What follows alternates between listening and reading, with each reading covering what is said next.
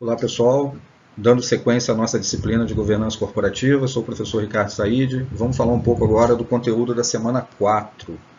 E o que é tratado nessa semana 4? Os pilares de sustentação da governança corporativa. Os pilares de sustentação da governança corporativa. Então, temos o seguinte. Para fazer uma introdução, é importante destacar que todo sistema eficaz de governança corporativa, seja em organizações públicas ou privadas, deve ser norteado por pilares básicos de sustentação. São 4 pilares básicos de sustentação do sistema de GC, de governança, os quais objetivam mitigar, mitigar é minimizar, mitigar os conflitos de interesse, otimizar o valor e priorizar a perenidade das organizações, a continuidade das organizações. Então, o objetivo desses pilares básicos de sustentação da governança, então, é minimizar conflitos de interesse que possam existir entre os próprios acionistas, e stakeholders no geral dentro da organização, otimizar o valor da organização e priorizar a continuidade, a perenidade das organizações. Então, conforme o Instituto Brasileiro de Governança Corporativa, 2015, os princípios básicos ou os pilares de sustentação são transparência, equidade, prestação de contas e responsabilidade corporativa. Os 4 pilares ou princípios básicos de sustentação da governança. Vou mostrar isso melhor para vocês através de um desenho. Se a gente olhar aqui nesse desenho, chamado Boas Práticas de Governança, a gente encontra os pilares da governança. A gente já falou um pouco dos pilares, quando a gente falou de conselho fiscal, de sócio, conselho de administração, gestão. Isso são os pilares de práticas da governança. Agora, esses pilares não se sustentariam se não existisse os princípios básicos das boas práticas de governança, ou até mesmo do sistema de governança. Quais são esses princípios básicos? Como foi falado anteriormente, transparência, equidade, prestação de contas, responsabilidade corporativa, que tem basicamente esses princípios o objetivo de maximizar o valor econômico de longo prazo da empresa e preservar a organização, manter perene a organização no decorrer do tempo. As práticas de governança, lastreadas nesses princípios fundamentais, têm a capacidade de reduzir significativamente a ocorrência de escândalos corporativos. Mais uma vez, pegando aí, na verdade, inúmeros exemplos, mundo afora, empresas públicas e privadas, claro que numa ascendência maior em empresas privadas, mas empresas públicas também podem ter esses princípios básicos da governança afetados, ou até mesmo não ter um sistema de governança instalado dentro da empresa. Então, ele diz que essas práticas, esses princípios vão garantir ou reduzir de forma significativa a ocorrência de escândalos corporativos, como a gente viu há pouco tempo na Americanas.com, com todo esse rombo que a instituição teve e afetando acionistas e diretores e até mesmo funcionários. E o mercado também, da Bolsa de Valores também, que foi afetado com esse escândalo. Então, esses princípios são elementares para que a gente possa ter um sistema de governança com boas práticas. E esses princípios eles sustentam as colunas, os pilares da governança que nós já falamos anteriormente. Falando um pouquinho mais desses princípios, nós temos aí o primeiro, a transparência. O que seria esse princípio, transparência? Diz respeito à disponibilização para as partes interessadas, para os stakeholders, para todos os interessados da organização, não apenas para os acionistas, mas para todos os interessados, que aí a gente diz, quando a gente fala, por isso que a gente diz stakeholders, que são os acionistas, os colaboradores, os clientes, fornecedores, os credores, todo mundo que circunda o funcionamento daquela empresa, e que dela depende, que são os stakeholders.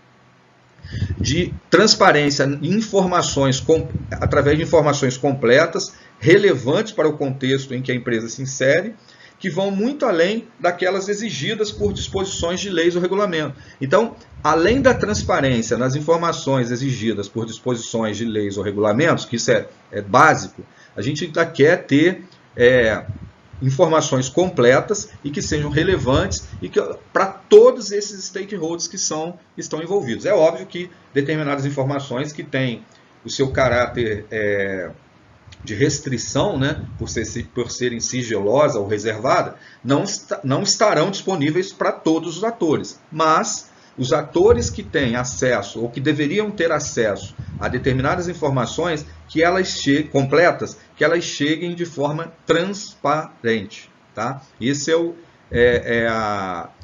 item, né, o pilar, o princípio da transparência na governança corporativa. O outro princípio é o da equidade. O pilar da equidade, o princípio da equidade, diz respeito ao tratamento justo e isonômico de todos os sócios e demais partes interessadas, levando em consideração seus direitos, deveres, necessidades, interesses e expectativas. Então, é a igualdade, né, de tratamento a todos os stakeholders da organização, cada um no seu nível de necessidade, de interesse e de expectativa, né, dentro dos seus direitos e deveres também. No Brasil, a Comissão de Valores Imobiliários, CVM, é o órgão que normatiza, fiscaliza e disciplina o mercado de valores imobiliários, o que envolve, por exemplo, a fiscalização de transações com partes relacionadas. Então, por exemplo, para você não ter aqui, pegando um exemplo bem comum, para você não ter a rachadinha, né, dentro da empresa, ter lá um fornecedor diluindo, né, propina para alguns diretores dentro da empresa. Então, você vai ter a CVM fiscalizando, disciplinando, né, as transações das partes relacionadas e, obviamente, dentro do princípio da transparência e, consequentemente, também da equidade. Tratamento justo e isonômico a todos os sócios e demais partes interessadas da empresa. Tá? O outro conceito, né, outro princípio, né, é a prestação de contas. Então, nós falamos de transparência, equidade, agora a prestação de contas. Diz respeito à necessidade dos agentes de governança prestarem contas de as suas ações de modo claro, conciso, compreensível e no tempo certo. Né? Além disso, devem os gestores assumir integralmente as consequências de seus atos e omissões, agindo de maneira zelosa no que diz respeito à responsabilidade inerente a seus cargos ou ocupações no contexto das organizações. Então, a prestação de contas, né, é algo extremamente importante para o negócio e para a empresa que pratica governança, porque é basicamente você dizer da responsabilidade que determinados cargos, né, ou ocupações que estão no contexto da organização têm sobre as suas contas, sobre a prestação das suas contas. Então notem, gente, que esses princípios vêm somando um ao outro. Não adianta você só ter transparência, não adianta você ter só equidade, não adianta você só se adequar à prestação de contas. Você tem que ter um conjunto dos três somado com o último princípio que nós vamos falar. Né? Então, os agentes, né, do conselho de administração, ou até mesmo, na verdade, a prestação de contas acontece muito mais a nível de gestão, né, de prestarem as contas de suas ações de modo claro, conciso, compreensível e no tempo certo. Tá? Quando falo tempo certo, porque existem, né, órgãos do governo, né, que exigem informações a serem prestadas em tempo certo. Por exemplo, imposto de renda. Né? Então, prestação de contas tem que acontecer de forma concisa, de forma clara. Na área contábil, por exemplo, a gente tem diversos relatórios, né, que são utilizados para prestação de contas e que tem que estar de forma tempestiva, né, sendo entregue para os órgãos competentes. Tá? E o último princípio é o da responsabilidade corporativa. Né? Muito interessante também. Mais do que zelar pela viabilidade econômica e financeira das organizações, Os agentes de governança devem evitar externalidade. Gente, só fazendo uma consideração, quando ele coloca agentes de governança. Agentes de governança é o conselho de administração, né, a presidência da empresa a nível de gestão, né, os comitês, é todo mundo ali que está praticando, né, auxiliando para aquelas boas práticas da governança. Então, voltando aqui, os agentes de governança devem evitar externalidades negativas de seus negócios e incentivar ações que tenham externalidades positivas. Nós vamos explicar. Só lembrando que externalidade em economia são os efeitos colaterais, benéficos ou maléficos, de uma decisão sobre aqueles que não estão envolvidos nela. Gente, você imagina então a responsabilidade corporativa vai de encontro também à responsabilidade ambiental, né? Então, de repente, eu quero fazer algo na minha empresa que internamente é muito bom, mas o efeito colateral externo, né?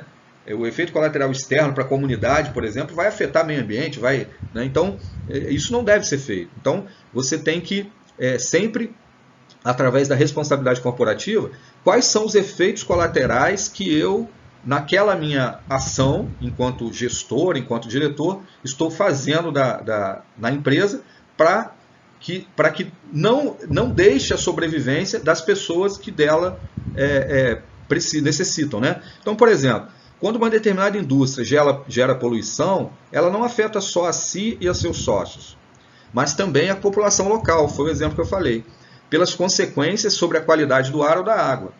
No outro extremo, um exemplo de externalidade positiva ocorre quando uma empresa executa um projeto de reciclagem de resíduos sólidos. O resíduo do projeto transcende a reutilização dos resíduos como insumos no processo produtivo, uma vez que reduz a quantidade de lixo depositado e melhora a qualidade de vida das comunidades que residem próximas ao local. Então, a responsabilidade corporativa ela vai ao encontro de projetos que, de forma externa, traga efeitos colaterais benéficos ou maléficos para quem está envolvido com aquela organização. É claro que a gente deve buscar, dentro da responsabilidade corporativa, somente investimento, né, ou aplicação de projetos que tragam efeitos colaterais benéficos. Mas a gente tem que ficar atento que efeitos colaterais maléficos também podem ocorrer dentro e ser isso de responsabilidade da organização, né? Muito bem. Seguindo ainda o conceito de responsabilidade corporativa, né, dentro do princípio, ele coloca o seguinte: como consequência desse princípio, a empresa deve considerar no seu modelo de negócio não apenas o capital financeiro, mas também outros capitais, capital intelectual, capital humano, capital social, ambiental, né? Então, o capital ambiental, aquele projeto, né, dentro da minha responsabilidade corporativa, trouxe um incentivo benéfico para o meu capital humano, para o meu capital ambiental, para o meu capital intelectual, internamente, né? Então, tudo isso entra dentro do princípio da responsabilidade corporativa. Outro aspecto relacionado à ideia de responsabilidade corporativa é o de que as políticas e estratégias adotadas devem ter foco também no médio e longo prazo, e não apenas no curto prazo, quando a empresa pode obter bons resultados a custas de piores resultados no futuro. Isso é bem interessante, essa frase. Talvez aquele projeto, né, que foi desenvolvido pela empresa, ou aquela estratégia adotada, a curto prazo traga um resultado benéfico, mas a longo prazo, a médio prazo, a longo prazo, traga um resultado inesperado, um resultado maléfico. Então, tem que ser olhado esses projetos, né, à luz da responsabilidade corporativa, no curto, médio e longo prazo, né? A responsabilidade corporativa, né, é o pilar que incentiva a perenidade da instituição, a continuidade da instituição, melhorando sua imagem e fortalecendo políticas que priorizam a geração de valor ao longo do tempo. Acho que a empresa não pode ser e não é somente gerar lucro para os seus acionistas. A responsabilidade corporativa da instituição perante a sociedade onde ela está embutida, né, a sociedade, ao Estado, ao país onde ela está embutida, é de extrema importância, né, até pela imagem que ela vai criar perante essa comunidade, né? E aqui eu deixei aí só um resumo dos princípios da governança: a transparência, a equidade, né, prestação de contas e responsabilidade corporativa. Basicamente foi o que nós conversamos agora há pouco, ok? Então, tá aí mais um resumo desse capítulo, né, da nossa matéria, nossa disciplina de governança corporativa. Espero ter ajudado. Um grande abraço.